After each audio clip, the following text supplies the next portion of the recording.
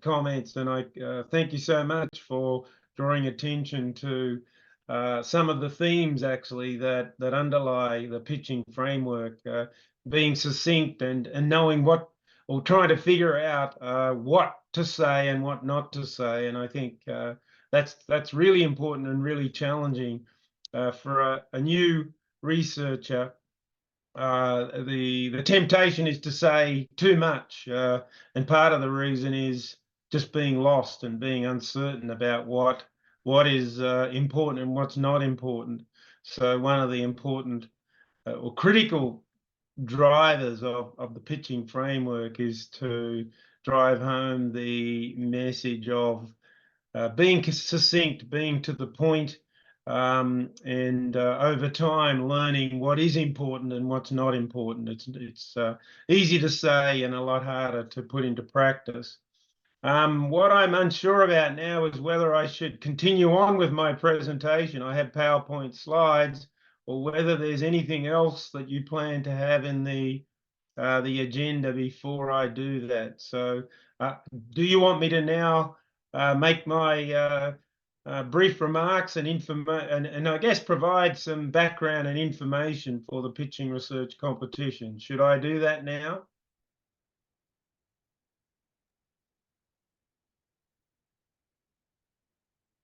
I think yes, Professor, you can do that. Yeah. Okay, thank you. That's very good. I did see an agenda that seemed to suggest there was another item, but that's fine. What I'm going to do, and I think with your permission, I will turn my video off because I'm really nervous that I will lose connection. So so here it goes. So you can still hear me, of course. And now I will share my screen. And hopefully I have this in presentation mode now, and you can see that. And what I'm going to, well, as I said, I think this will drop out, and apologies, I will try and come back to you very quickly. What I'm using here is a set of slides that I created for the global competition, the Inspires global competition. I've adapted this a little bit to work for your situation, and I'll make some comments around that as we go. But I think if I broadly explain to you the bigger competition, the global competition, and then on occasion make a few comments on how your national competition articulates, that will work best. The first thing I'd like to do is to thank the sponsors, and apologies for doing this in 30 seconds. It's important that I do this. Having a competition with big prize money does require funds and a lot of support, and so I do acknowledge as platinum sponsors Bond University, Elsevier Publishers, who are the publishers of Pacific Basin Finance Journal. They've been incredibly supportive and provided a lot of funding for me, so I thank them. And then also the Asia Pacific Applied Economics Association, I thank as well. Now, in the introductory remarks, there was mention of the Inspires Network, and this is the Inspires Global Pitching Research Competition. And I will explain a little bit more about Inspires soon, but what the competition is based on is an SSRN paper of mine that's simply titled Pitching Research. And I'm hoping many of you have already accessed your own personal copy of Pitching Research. You can download it from free on the SSRN. If you haven't yet, then I urge you to get that. It's a fabulous resource. It's hard to be modest about this, but I feel like I've spent my entire career and lifetime on it, although it's only materialized in the last decade or so in its literal form, if you like. So what is the IGPRC, the Inspires Global Pitching Research Competition? Well, in a nutshell, it uses this pitching research framework, and I'm going to briefly explain it to you in it's important to not be distracted by this whole process. I would be very sad if you were looking at research that had nothing to do with your PhD, your thesis. So it makes sense that you use this opportunity to focus on something that's relevant to your current research. And you've got to do this in 1,000 words. So going to the main exhibit, if you like, and I could talk about this for many hours really, but I want to do this in 5 or so minutes. Is just explain briefly what this framework is about and some of the brief logic behind it. So it's a communication tool. It's a communication tool that is the basis of the competition, but think of it, the real use of it is communicating your research to another researcher. And so the best tool, this is where the 1,000 words has to take place. So there are 11 items. So the 11 items are working title, basic research question, key papers, motivation. These are the 4 big picture anchors. They're like the framing. They're like putting the setting forward, the broader setting of where the research lies. And then all the other items then are very much more focused on the individual research that you want to do. So the 3 essential building blocks, the idea, the data, the tools. This is the how. This is the engine room of how you plan to go about your research. What's the idea? In quantitative research, this can often really center on a prediction or a hypothesis. In qualitative, of course, we don't have predictions or hypotheses, but a good way of thinking of the idea in quantitative is when you get to the essence of it, what is your prediction? What theory is that built on? And what is the logic behind that? So that's the idea. The data and the tools are then the necessary elements of how you interrogate that idea, how you test the hypothesis. So you need data. You need to draw a sample from that data. And we need to ask ourselves important questions around data and tools, and that is, are they sufficiently close to the gold standard in the field, the contemporary gold standard? So I think of it as having 2 levels. The first is an awareness level.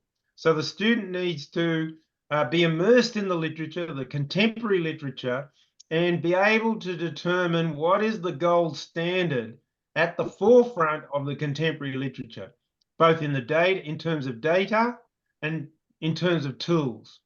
But an awareness is not enough. We need to then challenge ourselves when we're devising our research. Can we hope to meet that gold standard in our research? And hopefully we can. And hopefully when we express what our data and sample is, what our tools are, we not only identify the gold standard, but we realistically are able to state that, yes, this is something that we can meet. Now, it's not uncommon that we feel it's a step up. We can't meet the goal. And all is not necessarily lost in that case. But this will certainly start a conversation with a mentor as to, well, you're a little bit short of the gold standard. Is this a deal breaker? In other words, does it mean you have to change your research somewhat? Or are you close enough to that gold standard that meaningful outcomes can still be hoped for? So idea, data, and tools are this package of how you plan to execute your research, these basic building blocks. But we want to strive for excellence, and excellence can be strived for in terms of, I guess, the next 3 items. So asking ourselves, what is new and novel about our research?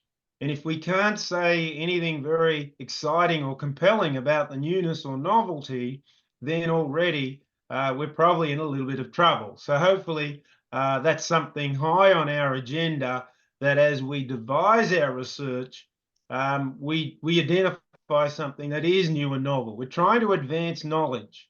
And if it's not new and novel, then this limits us significantly in terms of advancing knowledge in the field.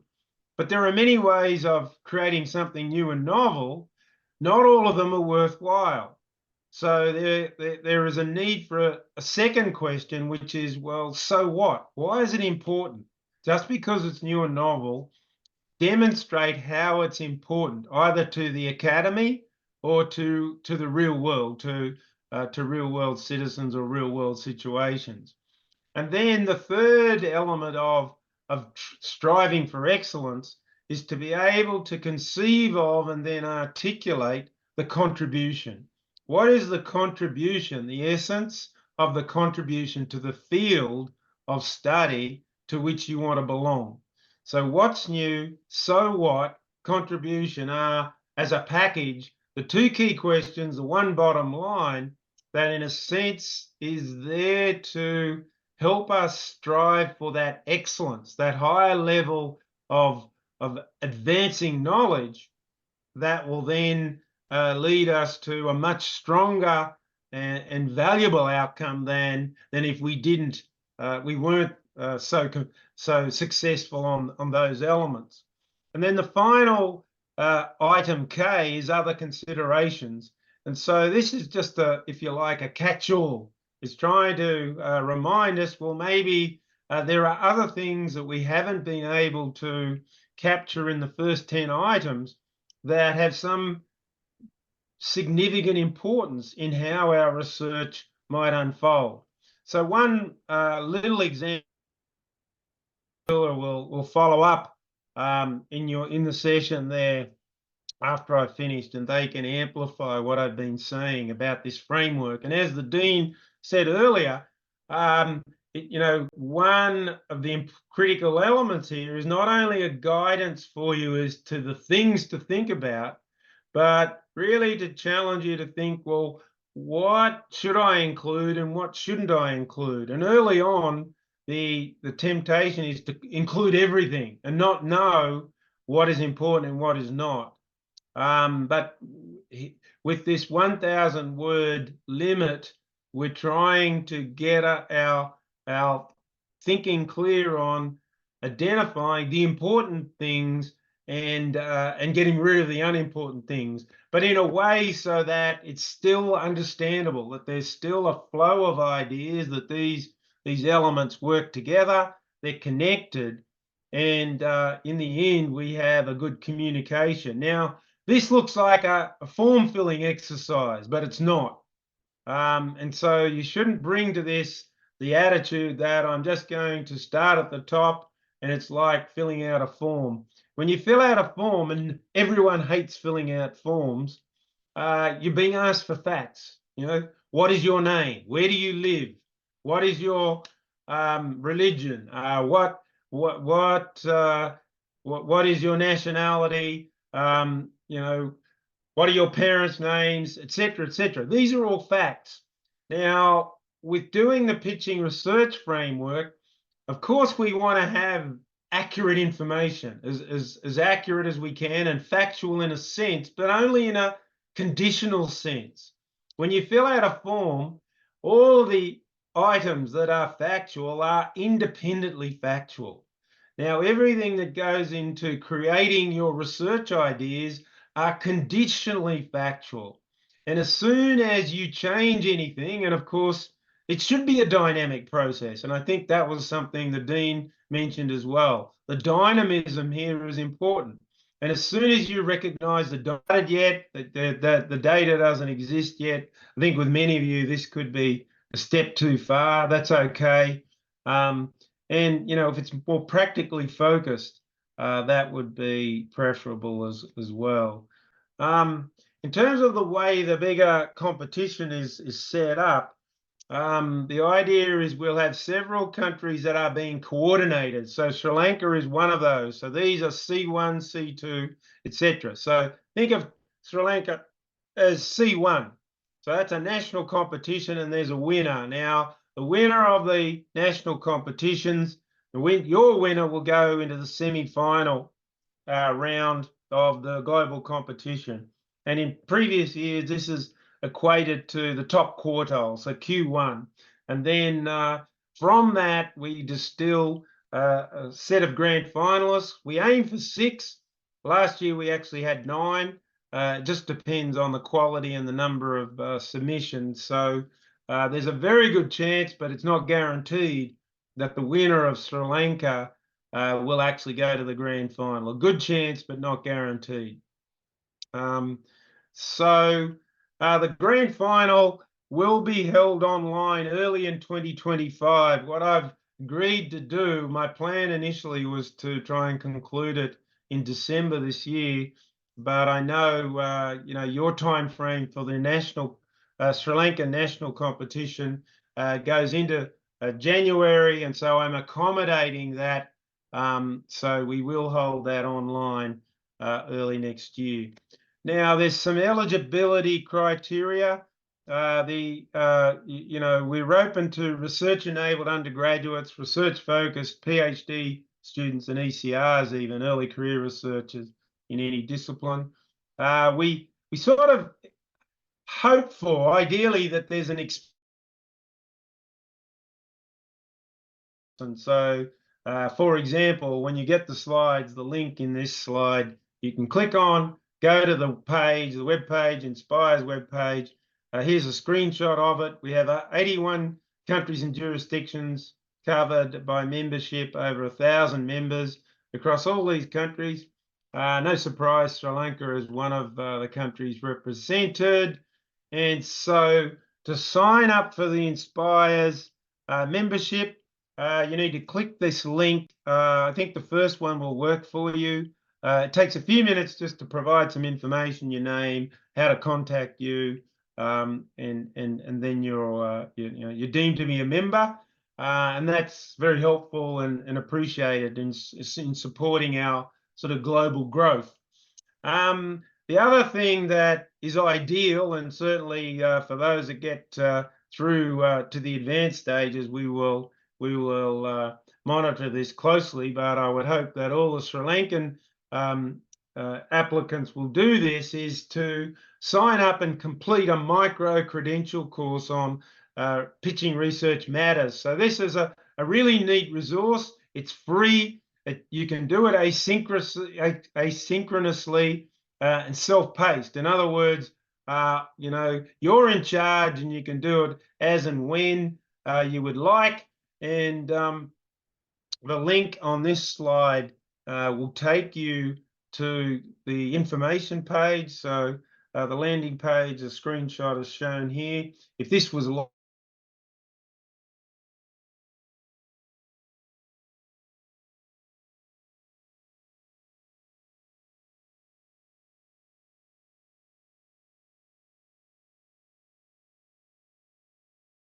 window to complete it, and it's split into 3 modules, a basic framework module, some guidance on pitching, and then alternative types of pitching.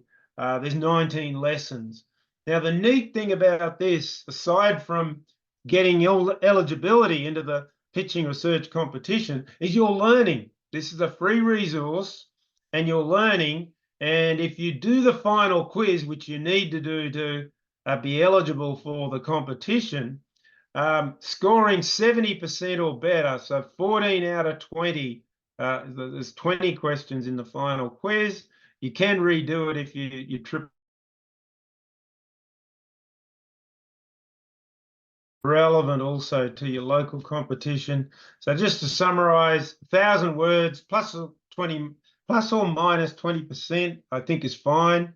If you get much less than 800 words or many more words than 1,200, then you're sort of, you're defeating the whole purpose, or part of the purpose of doing it.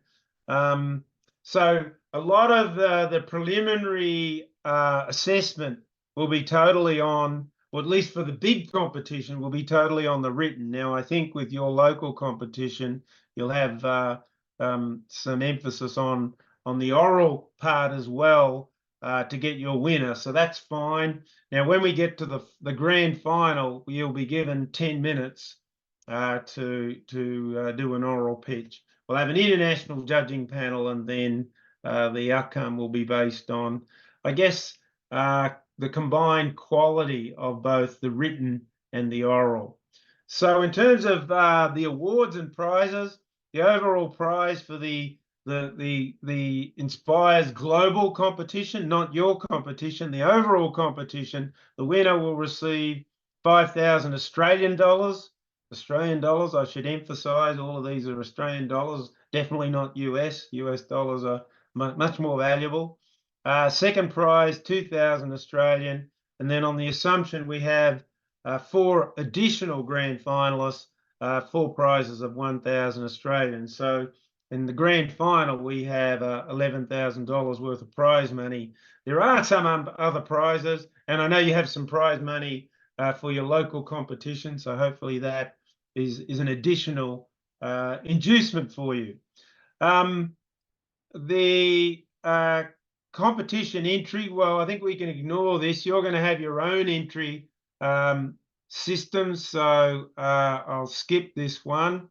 In terms of how we go about assessing, it's the 5 golden rules that we'll be using in the global. I suspect you'll use something similar for your national competition, but your local resource people will guide you on exactly how they will assess. But I hope and expect it'll either be very similar or not too dissimilar. We're looking for clarity in what you've written, apart from getting quite close to the 1,000 words. Any 800 to 1,200 will be fine, but clarity in what you've written, that it's meaningful. So, I mean, one example of where you would deem it unmeaningful is where there's a lot of repetition, where you just think, well, I've said something in another part of the pitch, I'll just sort of copy paste that and say it almost again. So if there's a lot of repetition, then to me, that's an indicator that it's not entirely meaningful. The other way of not being so meaningful is that you make a lot of general statements as opposed to more specific statements around your research. That there's effort, you put in an effort, that there's connectivity across all of the items. So not only do they make sense individually, but they actually work together and are connected. And then for me, sort of sitting back and thinking, does this start a conversation? If I were in a room with watching a supervisor have a meeting with this student, would I see a really interesting, vibrant conversation? So it's a hypothetical sort of concept, if you like, but one that I think is pretty important. Does the pitch start a conversation? All right, I'm going to skip over this one because these dates are more for the international competition. You have your own dates for your Sri Lankan one. And I realize now why that was showing. I had that hidden, but because I wasn't in display mode, it was showing up. So there is more detailed information in an SSRN paper that's shown on screen. So if you get this, when you get these slides, you could click this link. You could also do a search for the Inspires Global Pitching Research Competition 2024, and you'd find this paper. So that's a screenshot of it. Well, I've got to the end without another interruption, so I'm quite pleased about that. Again, I apologize for dropping out all of those times. I'm going to risk it and put my video back on briefly just to say goodbye, I guess, in a sense, but maybe there's some other comments that need to be made before I actually bid you farewell. So thank you and apologies for my bad internet connectivity.